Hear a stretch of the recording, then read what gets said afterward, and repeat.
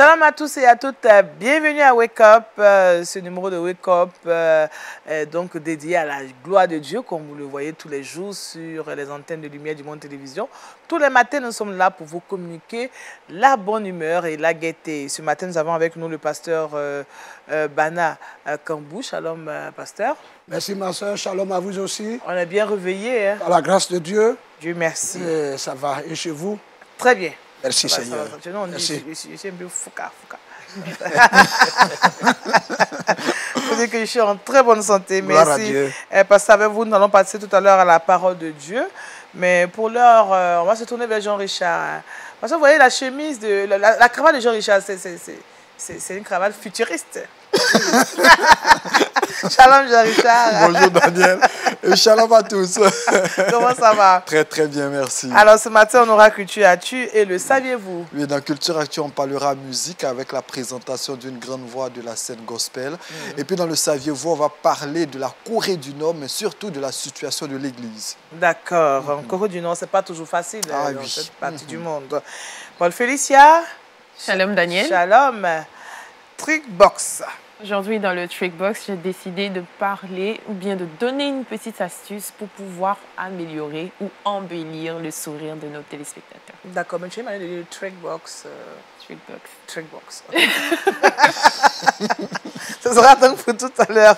Et nous avons avec nous le docteur Agré Jérémy, ophtalmologue. C'est ça. Vous allez bien, docteur? Oui, ça va bien, merci. Et l'hôpital, tout se passe bien? Tout se passe bien par la grâce de Dieu. D'accord. Aujourd'hui, on parle des brûlures des yeux. C'est ça, des brûlures oculaires. Ça peut donner un peu quelques conseils parce que ça arrive souvent à domicile. Ce sont des accidents domestiques. Oui. Et il y a des gestes qu'il faut avoir pour éviter que des lésions graves s'installent. Ok, donc ce sera donc pour tout à l'heure. Il est planté notre décor. Sans plus attendre, nous partons pour la méditation de la parole de Dieu. Méditons ensemble.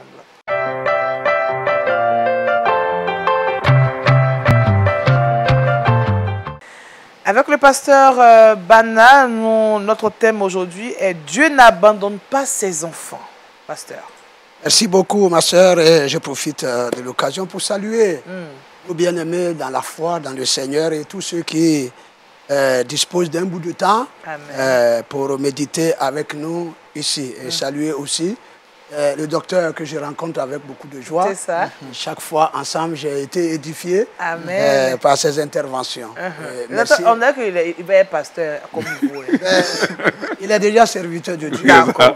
Il est serviteur de... Et vous savez, vous êtes des servants du Seigneur. Amen. C'est pourquoi la cravate de Jean-Richard est futuriste. Amen. Tu l'as dit tout à l'heure. Donc on prie pour lui. Amen. Et avec tout ce que le Seigneur vous a donné, vous êtes vraiment, sinon nous sommes tous des serviteurs de Dieu. Amen. Dieu nous utilise d'une manière ou d'une autre. Amen, pasteur. Dieu le fera. Et donc ce matin, je voudrais apporter un message d'encouragement. Et le texte, je le tire d'Apocalypse au chapitre 1, verset 9. Il dit, moi Jean, votre frère qui est part avec vous à la tribulation, au royaume de la persévérance en Jésus, j'étais dans l'île de Patmos à cause de la parole de Dieu et du témoignage de Jésus-Christ. Je voudrais ici ce matin apporter un message d'encouragement. Nous avons besoin d'être encouragés dans ce monde où nous menons la vie chrétienne. Elle n'est pas toujours facile. Oui. Et nous passons souvent par des moments où il y a un questionnement qui trottine dans la tête des chrétiens. Dieu est-il avec moi? Dieu est-il encore avec moi? Parce que, à cause de notre foi, nous pouvons vivre des situations qui donnent l'impression que Dieu nous a oubliés, Dieu nous a abandonnés. En ce jour, je voudrais fortifier la foi des uns et des autres. Voyez, ici, l'apôtre Jean révèle ici les conditions dans lesquelles il se trouve à cause du témoignage de la parole de Dieu et de Jésus-Christ, à cause de sa foi, en un mot. Et ce texte se situe dans un contexte où les chrétiens passaient par des moments difficiles. la persécution. Oui. Et à cause de leur foi, à cause de leur position qu'ils prennent vis-à-vis de certaines pratiques, alors il n'était pas facile pour eux. Et ils recevaient la persécution des ennemis, la persécution des empereurs en ce moment-là, des persécuteurs à cause de leur foi. Oui. Et ces difficultés amènent souvent à penser, si j'ai fait un bon choix, si je suis là où il faut, ce Dieu en qui j'ai cru, est-ce qu'il ne m'a pas oublié? Est-ce qu'il ne m'a pas abandonné dans les mains des persécuteurs? Mais ici, lorsque nous continuons la lecture, il dit que Dieu, par son esprit, va se révéler à Jean. Voyez-vous? Donc, ce qui veut dire que là où il était dans l'île de Patmos, là où il était dans les difficultés, il n'était pas seul. Dieu était avec lui. Et je voudrais encourager l'Église.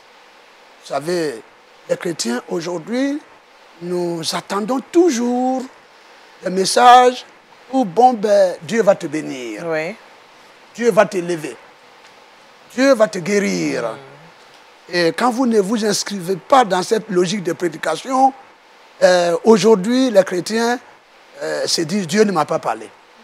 Mais je voudrais ici dire qu'en tant qu'enfants de Dieu, ne nous attendons pas toujours que les choses soient comme on le veut. Il peut y avoir des moments contraires, des moments difficiles. Il peut y avoir la persécution. Peut-être ce matin même, quelqu'un vit des moments difficiles à cause de sa foi. Rejeté par son mari. Ou abandonné par son mari. Même par sa femme. On a vu des femmes qui se comportent d'une manière vis-à-vis de leur mari à cause de sa foi. On a vu des enfants rejetés par des parents. Des enfants abandonnés. Mais ce qu'il faut retenir, c'est que Jésus avait prédit ces choses. Dans Jean chapitre 16, le verset 33, il dit, vous recevrez des tribulations, mais prenez courage, car j'ai vaincu le monde. Amen. Et donc pour dire que la situation que tu vis, sache que Dieu ne t'abandonnera jamais. Amen. Il sera avec toi. Dieu n'a pas abandonné Jean, son serviteur, qui était persécuté avec l'ensemble des chrétiens. Il dit, je vis aussi comme vous ces tribulations-là, en tant que serviteur de Dieu, apôtre. Donc, bien-aimés dans le Seigneur, sachons que la vie chrétienne comporte aussi des difficultés, comporte aussi des persécutions, comporte aussi des rejets. Et les témoignages sont multiples des personnes qui ont été rejetées. Mais Dieu, dans sa grâce, n'a pas abandonné ses enfants. Et en tant que pasteur, nous avons des témoignages qui encouragent deux sœurs abandonnées par leurs parents parce qu'ils étaient d'une autre religion. Ils n'étaient pas d'accord, ils ont rejeté deux jeunes filles qui ont été récupérées par un serviteur de Dieu et éduquées dans le contexte jusqu'à ce que Dieu leur ouvre des portes. Et les parents sont revenus, se mettre à genoux, se réconcilier avec leurs enfants, demander pardon au pasteur pour récupérer leurs enfants. Ils ont vu qu'ils ont été rejetés, mais le Dieu en qui ils ont cru était avec eux. Amen. Et si quelqu'un, eh bien, parmi le peuple de Dieu, vit des situations de persécution ou de difficultés, qu'il sache une chose, Dieu est avec lui. Amen. Aussi, ça peut ne pas la persécution, mais on peut passer par des moments difficiles comme Job. Une histoire que beaucoup de chrétiens, ils allaient dire, tous les chrétiens, même ceux qui ne sont pas chrétiens le sachent. Il y a quelqu'un sur cette terre qui a souffert plus que Job. Alors, mais voici ce qu'il a dit. Écoutez, ce que Dieu a fait là. Il a fait parce que il m'aime, il est avec moi. Il ne m'a pas abandonné, pas rejeté. C'est vrai qu'à un moment donné, nous voyons son épouse qui a perdu un peu la raison. Oui. Et en disant, mais écoute, maudit Dieu, Et meurt. vas-tu continuer dans ton intégrité, maudit Dieu, meurs. Il va lui dire, non, non, non, non, femme, insensée. Ce que nous recevons là, que ce soit bien, ça vient de Dieu. Même si ce n'est pas bien, ça vient de Dieu. C'est ça. Et il va donc faire sortir cette célèbre phrase que nous prononçons un peu partout. L'Éternel a donné, l'Éternel a repris. Que le nom de l'Éternel soit béni. Et quand on suit son histoire au chapitre 42, nous voyons comment Dieu a prouvé à Job que dans cette lutte-là, je ne t'avais pas abandonné. Et Dieu l'a relevé et il a dit, mes oreilles avaient entendu parler de toi, mais aujourd'hui, mes yeux t'ont vu. Je prie que quelqu'un voit Dieu. Amen. En tout cas, parce que Dieu l'a fait. Amen. Ensuite, pour aller vers la fin, il était jeté dans l'île de Patmos. L'île de Patmos, en ce temps-là, était un lieu de rejet, un lieu de bannissement. Voilà, l'île de Patmos, c'était un lieu de rejet. Et donc, ils ont jeté l'apôtre là-bas dans la pensée de le rejeter, de le bannir. Vous savez, quand vous êtes banni dans une société, c'est qu'on n'attend rien de vous. Oui. Non, non. Et quelquefois même, vous êtes pris pour mort. Même si vous vivez, vous êtes mort. Et je connais bien une région où j'ai servi. Il y a des endroits où on va jeter les personnes qu'on considère sorcières dans le village. Un lieu de bannissement. Vous n'existez plus pour eux. Ils ont pris donc cet homme de Dieu, aller le jeter sur l'île de Patmos, le lieu de bannissement, le lieu de rejet, où on n'attend rien de lui. Et c'est là que Dieu va se révéler à lui. Au moment où il s'est trouvé dans un endroit où il a pensé être rejeté, voici que Dieu va aller tout près de lui. Et par le Saint-Esprit, Dieu va lui faire des révélations. Amen.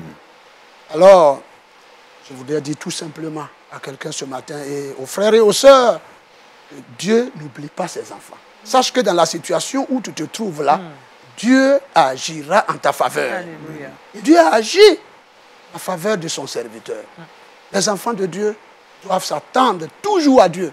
Envers et contre tout, Dieu sera avec eux. Amen. Mais retenons que la vie chrétienne ne sera pas toujours facile, mais Dieu ne nous abandonne pas. Donc si quelqu'un passe par des moments difficiles, Dieu a sa foi, alors qu'il sache que Dieu est avec lui. Et enfin, il va entendre une voix forte Amen. de Dieu. Et cette voix forte de Dieu est l'image de la puissance avec laquelle Dieu veut agir en faveur de ses enfants. Vous savez, quand on lit dans la parole de Dieu, il y a des images où il y a des actions qui montrent la puissance de Dieu. La voix forte, ou soit souvent c'est un vent, ou c'est un tonnerre, ou ce sont des éléments qui démontrent la puissance avec laquelle Dieu veut agir en faveur de ses enfants. Amen.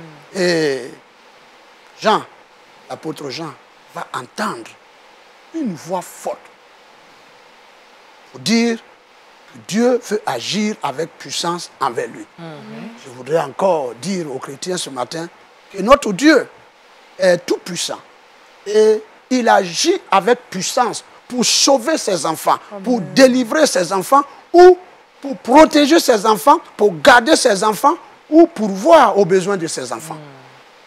Et cette puissance de Dieu-là accompagne ses enfants aujourd'hui. Donc ce matin, nous voulons encourager quelqu'un. Nous voulons encourager l'Église. Nous voulons encourager le peuple de Dieu.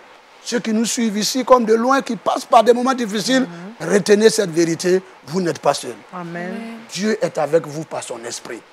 Au moment où personne n'espère en vous, personne n'attend quelque chose de meilleur qui peut venir de vous, banni, rejeté, sachez que c'est en ce moment que Dieu veut agir en votre faveur. Et n'oubliez pas que notre Dieu, il agit puissamment. Et donc, avec sa main puissante, il a sorti Israël de l'Égypte, délivré de la puissance des pharaons.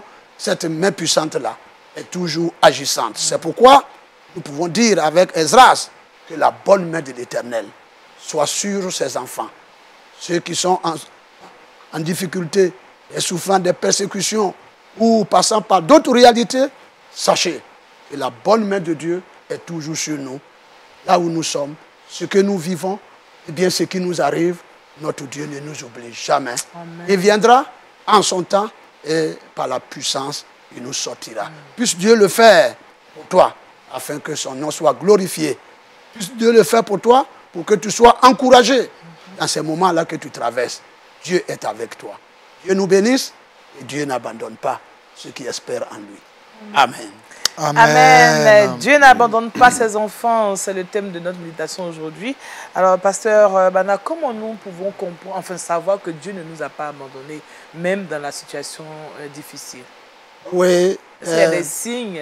Oui. Vous savez, Dieu, dans ces moments, vient toujours nous fortifier par son esprit. Vous voyez, ici, on voit le Saint-Esprit en action. C'est pourquoi Dieu nous a laissé son esprit.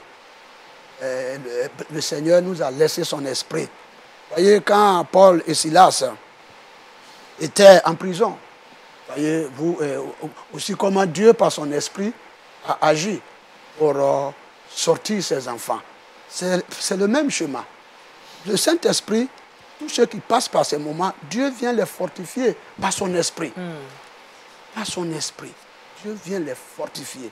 Et aussi, par ces moments que nous lisons dans la Bible, nous nous rendons compte que ces moments-là, il y en a qui les ont vécus avant nous. Nous ne sommes pas seuls. Il y a des gens qui sont passés par là. Oui. Voilà. Donc, ayant vu ce que Dieu a fait pour eux, nous sommes rassurés par ces éléments que Dieu, s'il n'a pas abandonné Paul, s'il n'a pas abandonné Pierre, s'il n'a pas abandonné Silas, s'il n'a pas abandonné tel, s'il n'a pas abandonné Job, s'il n'a pas abandonné Jean dans l'île de Patmos, alors je me rassure par ces paroles que Dieu est avec moi. Amen. Aussi, des exemples de personnes qui sont sorties de ces situations, qui sont sous nos yeux, sont aussi des exemples qui prouvent que Dieu est avec nous. Donc, ce que je peux retenir, en plus de cela, c'est l'Esprit de Dieu qui fortifie, qui témoigne à l'intérieur du croyant que la situation que tu traverses là, sois fort, je suis avec toi. Amen. Et ça, c'est spirituel, il faut être chrétien pour comprendre. C'est ça. Mais pasteur, est-ce qu'à ce niveau-là, est-ce qu'il y a des attitudes notamment à adopter? Parce qu'on est face à certaines situations, prompt à prendre quelques raccourcis qui ne sont pas certainement la volonté de Dieu. Quelles sont les attitudes que le chrétien peut avoir pour traverser ce type de désert qui se présente par moments à lui? Disons que nous prions que les chrétiens atteignent une certaine maturité. Ça, c'est un élément important. Vous savez, quand vous avez atteint une certaine maturité, vous pouvez faire face à certains, j'allais dire au désert, comme tu l'as dit. Voyez-vous les enfants d'Israël, sortis de l'Égypte, regardez un peu leur comportement dans le désert. C'était pas facile. Cela prouvait leur immaturité. Et les enfants de Dieu matures tiennent ferme quand il y a ces situations-là. Donc, c'est ce que je peux dire. C'est pourquoi nous prions que dans nos églises, on amène les chrétiens par nos enseignements à la maturité. Tout à l'heure, on parlait hors antenne, ensemble ici, que vous voyez, il faut que nous préparons nos églises, nos chrétiens, à s'édifier soi-même, à se fortifier dans leur famille, avec leurs enfants. On le disait tout à l'heure, c'est une vérité. Et si on est préparé à là, aujourd'hui, il ne faut pas amener le regard des chrétiens. Il y a des pasteurs qui veulent que tout le monde se tourne autour d'eux. Moi, je ne suis pas d'avis. Amenons les chrétiens à être responsables. Quand demain le pasteur n'est pas là, quand demain il passe par une situation de ce genre, il peut résister. Mais quand tous les regards sont tournés vers vous, sans vous, rien ne se fait, sans vous, ils ne peuvent rien. Non, alors que c'est le Seigneur qui, par son esprit, passant par la connaissance de la parole de Dieu, qui rend mature pour tenir dans pareilles circonstances. Donc, équipons nos chrétiens avec la parole de Dieu, ramenons les enfants de Dieu à la maturité et ils résisteront. Il n'y a pas longtemps, on suivait une émission ici où Jean-Richard nous a parlé des hommes de Dieu qui ont fait des déclarations et cela leur a coûté le travail et même la prison. Mais je pense que si ceux-là tiennent, c'est parce qu'ils sont matures. Ils sont matures. Alors, ils sont matures. Ils ont compris la parole de Dieu. Ils ont pu prendre position. Ça a coûté ce que ça peut coûter. Ils sont ce qu'ils sont. C'est ça. Mais Dieu est avec eux et on prie pour eux. C'est ça. Donc le chrétien doit atteindre une certaine maturité. Une maturité. Pour pouvoir être responsable lorsque la situation se présente. Et prendre en compte les situations qui se présentent à nous. Amen. Oui. D'ailleurs, moi, je dirais que la vie chrétienne, c'est un voyage personnel. Chacun fait son chemin avec Dieu. C'est cela. Et c'est pour ça, On parle du Dieu d'Abraham, du Dieu d'Isaac et de Jacob. Oui, Dieu a des enfants. c'est Il ça. n'a pas de petits-enfants. Bien sûr, c'est vrai. Et moi, j'aime ce passage d'Ésaïe 46, verset 4, où Dieu fait cette promesse. Il dit, jusqu'à votre vieillesse, je vous soutiendrai. Amen. Moi, je m'attache à ce verset. C'est ça. Il a dit, il va le faire. Amen. Merci, pasteur. Merci, pasteur. Je pense que ça aussi, ça démontre la maturité du chrétien C'est la qui, maturité. qui lit la parole de Dieu, qui voit qu'il y a une parole qui le concerne, qui peut le concerner, il s'attache à cette parole. Il s'approprie cette parole. Oui. Il s'approprie cette parole. Comme le docteur l'a dit, c'est une vérité. Et moi, mon souci actuellement, c'est là. C'est d'amener les enfants de Dieu à cette réalité. Et si il connaît la parole de Dieu, il s'attache à la parole de Dieu, Amen. même quand vous n'êtes pas là, même on va l'isoler, on va le bannir, mais il va rester attaché à son Dieu. Et donc, Jean ici étaient des hommes matures. Oui. Vous voyez même comment il parle. Il dit, je vis la même chose que vous. C'est à cause de la fois qu'on m'a mis sur l'île de Patmos, C'est cela. qu'on m'a banni, qu'on m'a rejeté. Et c'est là que Dieu va se révéler Amen. à lui. Et il va écrire aux 7 églises de l'Asie mineure. Bien, on ne va pas rentrer là pour perdre le temps. D'accord. Vraiment, c'est tellement intéressant d'écouter la parole de Dieu. Parfois, on a l'impression qu'on doit faire que ça toute la journée. C'est bien. Oui. C'est là la maturité. Amen. Merci, Vraiment. pasteur. Que Dieu vous bénisse. Amen. Que Dieu soutienne les familles, sinon j'allais dire des enfants, des femmes, des hommes qui, à cause de leur foi, passent par des moments difficiles. Et à cause de leur foi, bannis, rejetés. Même quelquefois, à cause de leur prise de position, rejetés dans le service, renvoyés. Oui, renvoyés dans des femmes qui sont renvoyées parce qu'elles ont pris position par rapport à leur vie d'intégrité. Oui. Mais on a dit, bon, en ce moment, il n'y a pas ta place ici. Mais Dieu a toujours ouvert des portes à ces personnes-là. C'est ça. Donc que Dieu accompagne nos frères et nos sœurs, et toute l'Église, à faire face aux grandes réalités de ces derniers temps. Amen. Pasteur, nous allons prier. Merci Seigneur. On va demander au docteur de prier pour nous ce matin. D'accord. Oui, Seigneur, nous te rendons grâce. Merci pour ton serviteur qui nous a vraiment édifiés ce matin. Le fait que tu n'abandonnes pas tes enfants. Amen. C'est la vérité. Et d'ailleurs, l'Esprit de Dieu, ton esprit que tu nous as laissé, tu l'as appelé le consolateur. Et puisse ton esprit consoler tous ceux qui passent par des moments difficiles. Nous aider chaque jour à traverser, de sorte que, par cette consolation, nous soyons capables de consoler les autres qui vont passer par la même chose. Au nom de Jésus, nous te prions. Amen. Amen. Merci, docteur. Merci au pasteur Bana Kambou. Nous sommes richement bénis ce jour parce que nous savons que notre Dieu n'abandonne pas ses enfants.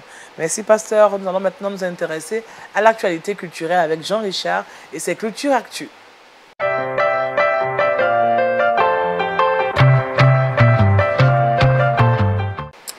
Alors, Jean Richard, tu nous parles de musique. Effectivement, merci Daniel. Vous le savez désormais, nos mardis sont consacrés à la découverte de grandes voix de la scène musicale gospel en Afrique. Lorsqu'on parle de gospel, très souvent, on rapporte le gospel africain à l'Afrique de l'Ouest, avec notamment le Ghana, le Nigeria et dans une moindre mesure la Côte d'Ivoire, ou encore à l'Afrique centrale avec la République démocratique du Congo, avec ses grandes voix qu'on connaît plus ou moins tous, ou encore à l'Afrique du Sud, avec ses chorales, Soweto Gospel Choir, soit des gospel choir. Et pourtant, le gospel africain ne cesse de prendre des proportions. Et aujourd'hui, j'ai décidé de m'arrêter dans une zone qu'on a très souvent Négligée. Merci pour le mot. J'ai cherché l'expression. C'est une zone qu'on a très souvent négligée. C'est l'Afrique de l'Est. Et bien, le gospel en Afrique de l'Est se porte bien. Et aujourd'hui, j'ai décidé de m'arrêter dans un pays qui s'appelle le Kenya. Le Kenya, pour vous parler, c'est vrai, d'une artiste que vous connaissez peut-être, parce que la saison dernière, elle a fait une petite incursion, mais cette année, on a décidé, pourquoi pas, de la présenter et surtout de présenter entièrement son œuvre. Aujourd'hui, on ne va pas parler beaucoup, puisqu'elle a une discographie assez énorme. Elle a, c'est vrai, 5 albums, mais elle a réalisé plusieurs performances, elle a réalisé plusieurs lives, elle a plusieurs singles à son actif, elle totalise une centaine de chansons. Et aujourd'hui, j'ai décidé de vous parler de Merci Masika. grande voix de la scène gospel. C'est vrai que vous ne la connaissez peut-être pas, Masika. mais notre rôle est de vous, pourquoi pas, faire connaître ces artistes. Eh bien, Merci Masika est une grande voix. Elle est considérée d'ailleurs en Afrique de l'Est et au Kenya comme la porte-étendard du gospel de ce côté-là. Ah ouais. Elle est âgée aujourd'hui de 37 ans. C'est vrai que Elle est jeune. par rapport à la statue qu'on lui donne, elle est assez jeune. Elle est, je l'ai dit, elle totalise aujourd'hui près de 5 albums, près de 100 titres. C'est une artiste énormissime après les études secondaires. Elle a eu une maîtrise en développement communautaire. À l'image d'une artiste qu'on a présentée la semaine dernière, Diana Hamilton, elle s'investit assez fortement dans l'humanité. C'est ce qui fait d'ailleurs l'une de ses particularités. Elle a eu plusieurs prix dans la zone. Elle totalise d'une dizaine de distinctions au regard de sa qualité vocale, au regard de ses actions humanitaires également. Ce qu'il faut retenir, c'est que au niveau de l'Afrique de l'Est, le gospel se porte bien. C'est vrai qu'on apprécie le Nigeria, on apprécie l'Afrique du Sud, on apprécie la République démocratique du Congo, mais jetons pourquoi pas par moment nous regarder de ce côté-là pour voir ce qui s'y passe. Et de ce côté-là, il y a Merci Masika. Et à travers ce petit medley, j'ai décidé de vous présenter sa discographie. Regardons ensemble. Masika qui nous vient du Kenya. Voix très chaude. Ah oui, grande voix que vous voyez par moment sur la playlist. Il y a des personnes qui nous approchent pour dire que vous présentez de bons artistes sur la playlist. Il y a de belles voix, mais qu'on ne connaît pas. Et nous, on s'est dit, pourquoi pas présenter ces artistes-là, permettre à toutes ces personnes qui aiment la bonne musique gospel, de les inscrire dans leurs différentes discographies, de les mettre dans leur téléphone, de les écouter très souvent. Merci Jean-Richard pour tout le boulot que tu te tapes en amont avant de venir ici. Parce que c'est quelqu'un qui fait beaucoup de recherches. Et il est bien qu'on te félicite de temps en temps. Ah, merci Daniel. Je pense qu'après l'émission, on pourra prendre un petit attiqué poisson. Ça fera pas de mal. Non, mais ça... Bon. On ne mangera pas tard. Ne t'inquiète pas. Parce que Miss Tassi, c'est là. Merci Jean-Richard, qu'on va retrouver tout à l'heure pour la rubrique Le saviez-vous. Maintenant, si vous le permettez, nous allons nous intéresser à notre santé. C'est la rubrique La bonne santé.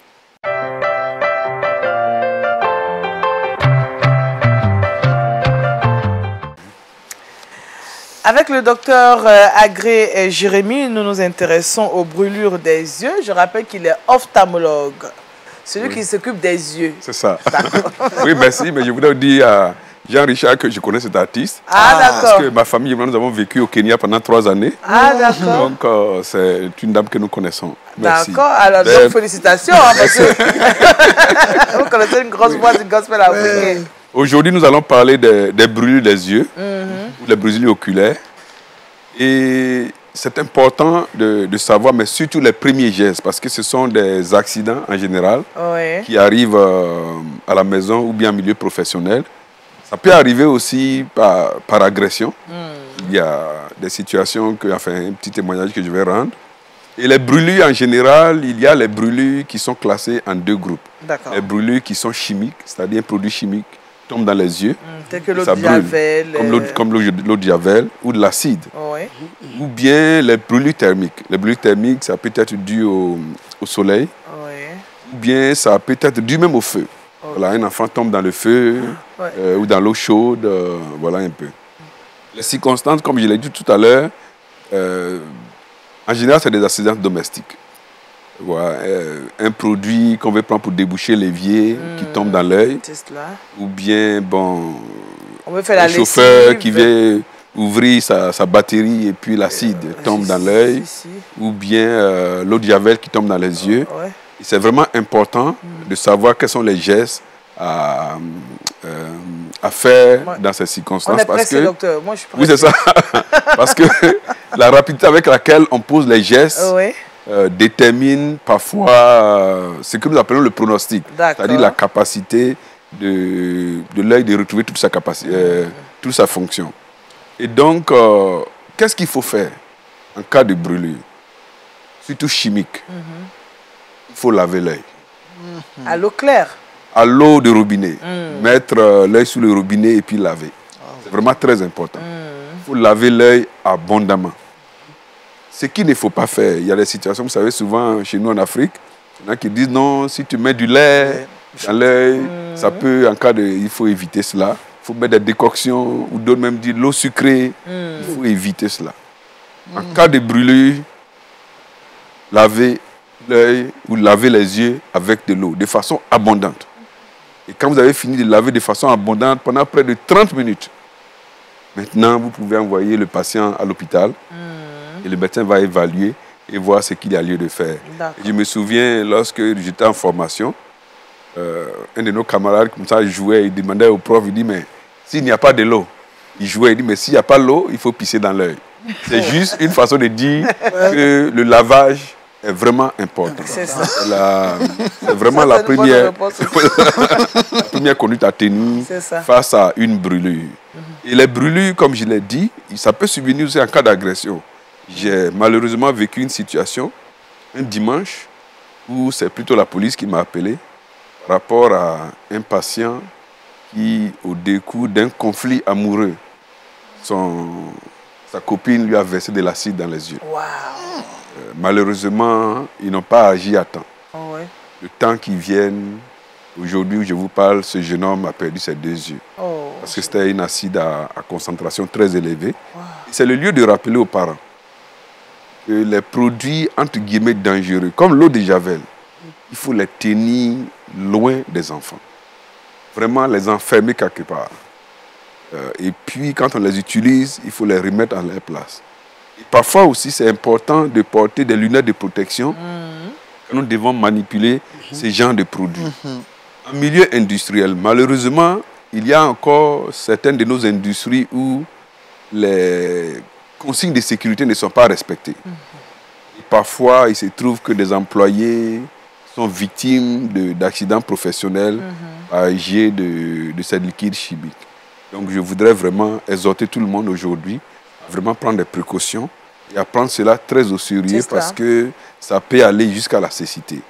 Mais surtout, le geste à ne pas oublier, en cas de brûlure ou en cas vraiment de... Il faut laver l'œil, laver les yeux abondamment, à l'eau de robinet, abondamment, avant de se précipiter par là à l'hôpital. D'accord. Voilà, merci. Les conséquences sont énormes. Hein? Les conséquences sont énormes. C'est-à-dire que selon, je ne suis pas entré dans les détails, mais dans les brûlures chimiques, il y a 2 groupes de produits chimiques. Il y a des produits acides, puis il y a des produits qui sont dits basiques.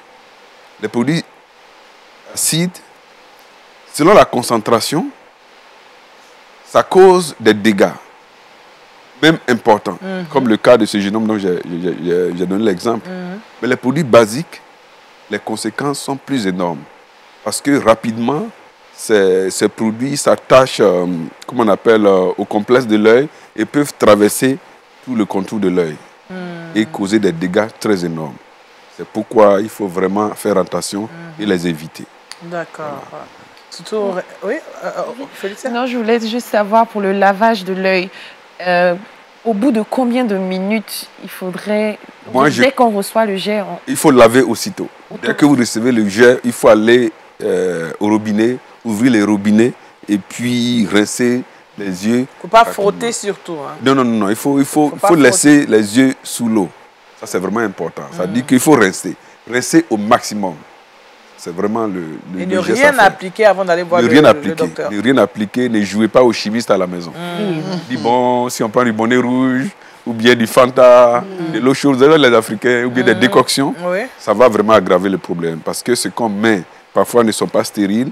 Et si vous mettez les germes, c'est-à-dire des microbes, sur une surface qui est déjà altérée, ça peut envoyer vraiment des problèmes graves. D'accord. Voilà. Donc, nous devons faire attention lorsque nous avons ces produits à la maison. Il faut les mettre hors de la portée, des enfants. Voilà, ça peut provoquer des accidents graves. D'accord. J'ai une question qui ne rentre peut-être pas dans ce cas de produits chimiques qui agressent les yeux, mais par moment, lorsque nous sommes assis, il y a des brûlures au niveau des yeux. Oui, bon. Généralement, quelles sont les raisons? Bon, ça, quand je parle de brûlures oculaires, je parle vraiment des brûlures, ce qu'on appelle des brûlures. Mais ça, ce genre de brûlures dont vous parlez, ça peut arriver par un terrain allergique. On peut sentir des brûlures dans les yeux. C'est-à-dire que c'est des douleurs à type de brûlure. C'est différent des brûlures dont j'ai dit. Mais l'allergie, dans le cas de l'allergie, ou même ce que nous appelons le syndrome, c'est qu'aujourd'hui, vous voyez, beaucoup de gens passent beaucoup de temps devant l'ordinateur et à la fin de la journée, ils sentent que les yeux picotent, parfois ça brûle, ou bien des corps étrangers. Bon, d'ailleurs, moi je dirais aujourd'hui, près de 30% de nos consultations sont dues à ça. Donc voilà un peu quelques causes comme l'allergie ou bien ce que nous appelons le syndrome de l'œil sec, mais c'est provoqué soit par l'exposition prolongée à l'ordinateur. Vous savez, en temps normal, Dieu nous a créés avec un réflexe. On cligne les yeux. Le clignement des yeux, c'est pour protéger aussi bien les yeux, mais c'est pour répartir les larmes sur la surface oculaire. Vous voyez. Mais quand on est devant l'ordinateur, on est tellement concentré que cette physiologie est déstabilisée. Et à la fin de la journée, on n'a pas suffisamment de larmes sur les yeux. Quelqu'un dit, un de nos patrons a l'habitude de dire que les yeux pleurent tout le temps. Seulement on ne le voit pas. Ça dit que l'œil doit être toujours mouillé. Voilà un peu ce que... Quelle astuce à ce niveau-là pour nous qui sommes à l'image de Daniel Hassib. Bon, c'est vrai que ce n'est pas le terme, mais souvent devant l'écran, on demande de prendre des pauses visuelles. D'accord. C'est important de prendre des pauses visuelles. C'est-à-dire? Des pauses visuelles, ça dit qu'il ne faut pas être concentré sur l'ordinateur pendant près de 1 heure, 2 heures. De temps en temps, essayer de prendre peut-être une petite pause de 2-3 minutes. C'est-à-dire... C'est écouter. Voilà. Il faut déjà Richard a compris la leçon. C'est lui qui fait beaucoup de recherches. C'est ça. Donc voilà un peu... Et puis il faut bailler aussi pour que les yeux soient à la moyenne quand même. Voilà. Non, là c'est moi. On peut... Et puis les larmes, je ne vais pas voir. Mais quand c'est exagéré, il faut se rendre à l'hôpital. D'ailleurs, ça peut donner des symptômes importants. Hein. D'accord. Parfois même des maux de tête, ou ça peut même avoir des troubles de la vue. Et lorsque vous allez voir le médecin, tout ce qu'il fait, c'est de... Lorsqu'il fait le diagnostic, il lubrifie les yeux. On vous donne des gouttes pour lubrifier les yeux. Lubrifier les yeux, c'est ça. Oh, vraiment. Ah, c'était c'est un plaisir de vous écouter, docteur, mais on est obligé de... Les yeux, c'est vraiment quelque chose. Vous avez dit c'est la fenêtre du corps. C'est la fenêtre du corps. Parce que par les yeux, on voit un peu ce qui se passe. Même de façon, comme je l'ai dit, vous avez une hypertension artérielle compliquée, ça se voit dans les yeux. Dans les yeux. Voilà. Vous avez un problème au niveau du cerveau. Il y a des patients, par exemple, qui ont une tumeur du cerveau, mais c'est aussi au décours d'une consultation d'ophtalmo, on se rend compte qu'il y a un problème, et puis le médecin demande des radios, et puis on découvre. Donc les yeux, c'est vraiment important. C'est important. C'est vraiment important. D'ailleurs, la Bible dit que les yeux, c'est la lampe du corps. C'est ça. Voilà. C'est important de voir. Oui. Alors vraiment, merci docteur Agré, Jérémy. Je rappelle que vous êtes ophtalmologue et avec vous, nous avons parlé des brûlures des yeux. Merci docteur. On va maintenant aller vers Paul Félicia pour le Trick Box.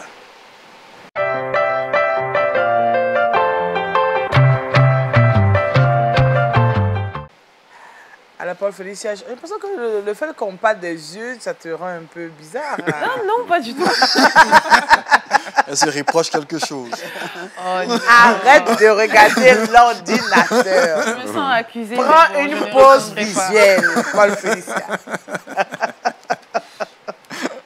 Ok. Bon, là, je vais parler du sourire aujourd'hui. Voilà. Comme ça, ce sera plus simple. Le sourire éclatant. Voilà, avec toi. On y va. J'ai décidé de donner quelques astuces naturelles. Comme le docteur l'a dit, les yeux, c'est un peu la fenêtre du corps et tout. Mais le sourire, c'est un peu la vitrine du visage. Donc, lorsqu'on rencontre une personne qui a un beau sourire, c'est quand même assez agréable. C'est ça.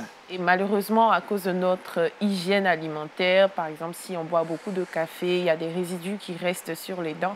Mais il y a quand même des astuces naturelles pour pouvoir enlever tous ces résidus-là.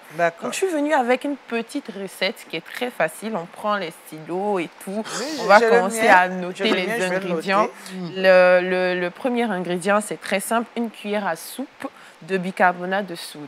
Voilà, donc il faut manier cela avec beaucoup de réserve parce que c'est assez acide. Une cuillère à café de jus de citron. Voilà. Une demi-cuillère à soupe de sel, un peu d'eau, une brosse à dents, un bol, et puis à la fin, on prend un bain de bouche, voilà, aseptisant. Donc, comment on fait maintenant ce mélange? C'est la partie qui est la plus intéressante. La première étape, c'est de mélanger dans le bol un peu de sel, voilà, le sel, et puis le bicarbonate de soude.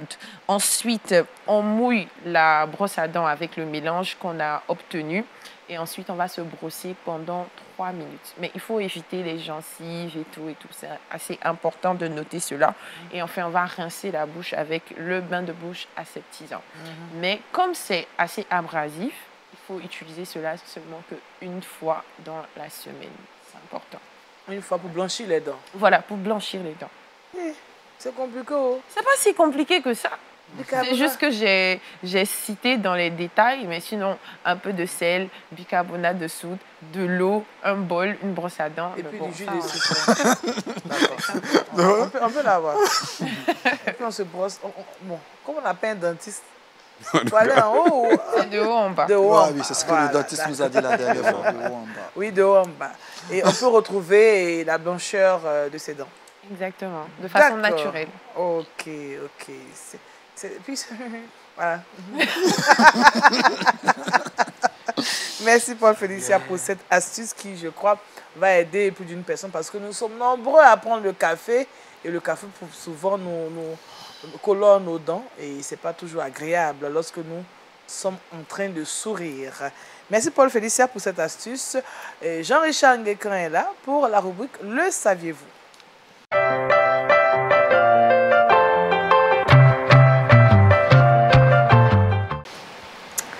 Jean-Charles nous conduit en Corée du Nord sans passeport ni visa. Effectivement, il y a longtemps qu'on n'a pas mis les pieds dans ce pays. Aujourd'hui, j'ai décidé de vous donner l'actualité de la chrétienté de ce côté-là. On sait que c'est un pays assez refermé. C'est un pays où la persécution chrétienne est très visible. Plusieurs organisations chrétiennes en parlent. Par moment, lors de la saison dernière, on a parlé à maintes reprises de la persécution en Corée du Nord. Mais il y a cela quelques jours, il y a un rapport qui est sorti. C'est un rapport qui a été réalisé par une organisation coréenne, mais qui est basée à Londres, qu'on appelle la Korea Future Initiative. Vous voyez le logo de l'institution. Eh bien, cette institution a braqué ses projecteurs sur la Corée du Nord pendant 7 mois. Pendant 7 mois pour voir un peu la situation de la chrétienté, la situation des chrétiens de ce côté-là.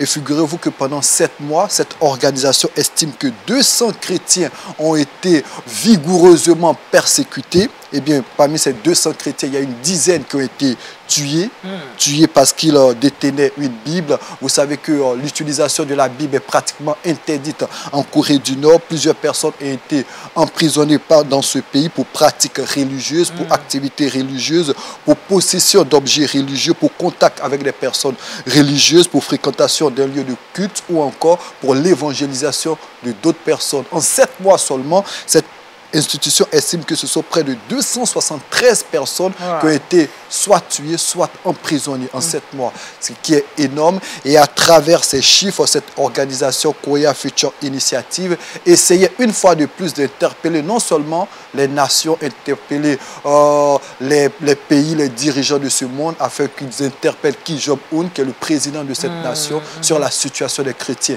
C'est un pays très refermé, donc on ne perçoit pas par moment la situation que vivent les chrétiens. Et cette ONG, en 7 mois, a montré que près de 273 chrétiens ont été soit tués, soit emprisonnés.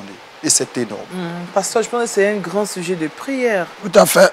Tout à fait. Quand vous ne faites pas ce parcours que Jean-Richard fait, vous ne savez pas ces choses. Voilà, vous ne savez pas ces choses. Donc, c'est un sujet de prière. Et préparer, comme nous le disons dans la méditation, l'Église a une certaine maturité pour faire face à ces réalités-là. Alors, on bénit Dieu que nos nations, ici dans la sous-région, on vit moins ces choses-là, même si la persécution est visible. Voilà, mais ce n'est pas aussi accentué comme dans ces pays difficiles, vraiment difficiles. Et bravo à ceux qui vivent avec le Seigneur et prions pour eux. C'est ça. Vraiment, prions pour eux. C'est un appel à la prière pour toutes ces personnes qui traversent des moments assez difficiles dans des zones assez reculées. On sait que, comme le pasteur l'a dit, on a la possibilité de louer, d'adorer notre Seigneur Jésus-Christ, mais ce n'est pas toujours évident pour certains frères dans certaines contrées du monde. Merci Jean-Richard. Vraiment, quand on écoute ce genre de choses, je pense que ça, on a envie de pleurer parfois en tant que chrétien, parce que ça fait mal au cœur. Ça fait mal, mais le Seigneur nous demande de prier, de prier les uns pour les autres. Je pense que c'est une occasion pour nous de le faire. Voilà. Et on peut dire à ces personnes, parce que votre télévision fait en sorte que les gens suivent les choses très loin, qu'ils prennent courage. Amen. Parce que Jésus a vaincu le monde. Amen. Amen. Et Dieu n'abandonne pas ses enfants. Ses enfants. Amen. Il ne les abandonne pas. Alléluia. Merci, pasteur. Merci aussi à Jean-Richard. Paul Félicien nous donne le verset boussole. Apocalypse, chapitre 1, verset 9b. J'étais dans l'île appelée Patmos à cause de la parole de Dieu et du témoignage de Jésus. Amen. Merci au pasteur Bana Kambou. Merci beaucoup. Pour tout ce que nous avons entendu de la part de Dieu aujourd'hui au travers de vous. Merci Seigneur. Merci à notre docteur Agré Jérémy, ophtalmologue, avec qui nous avons eu ce qu'il faut pour faire face tout de suite aux brûlures oculaires. Et les conseils qu'il faut, les conseils d'usage. On a dit qu'il faut rincer abondamment les yeux dès que l'œil rentre en contact avec le produit chimique. D'accord. Il faut tout de suite aller au robinet et puis laver les yeux avant d'aller à l'hôpital. Merci à Paul Félicien pour la belle astuce pour avoir les belles dents blanches comme les miennes. Voilà. Et puis merci à Jean-Richard. N'oubliez pas l'équipe technique qui nous a permis d'être chez vous. En espérant vous retrouver jeudi, nous prions que Dieu vous garde, qu'il soit votre protecteur. Et n'oubliez pas, Dieu n'oublie pas ses enfants et ne les abandonne pas. Restons attachés à lui et lui s'occupera du reste. Au revoir.